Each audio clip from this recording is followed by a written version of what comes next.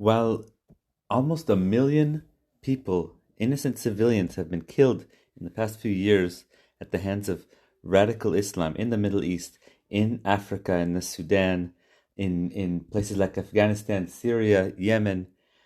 Yet, for some reason, the Western media is afraid to talk about this subject, about radical Islam. Iranians are just praying for the West to get it, that the radical Islamic government there is a terrible thing for them. There are many Palestinians in Gaza who aren't radical, who would just love it if the West would let Israel finish off Hamas so that they can be free of Hamas. So I'm trying to figure out why is the West so in denial? And I looked up in the BBC, I looked up radical Islam, and I didn't find any posts there about radical Islam in the past few years. There's just like nothing. That 2017 is the latest.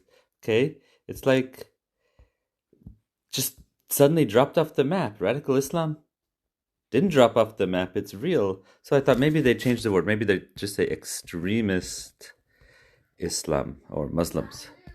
And let's see what happens. Well, oh, again, just fell off the map. It's just not discussed in the world's most trusted news source, the source that the world is trusting to inform us about what's going on in the world. So I thought, okay, maybe they don't like that word either. Let's try jihadists.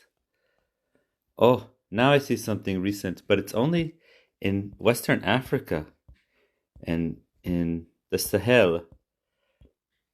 Nothing in Israel, Palestine, Europe. Oh, here's one in Asia, in Afghanistan. Okay, so in 2021. But basically, it's just like there's total denial that there's this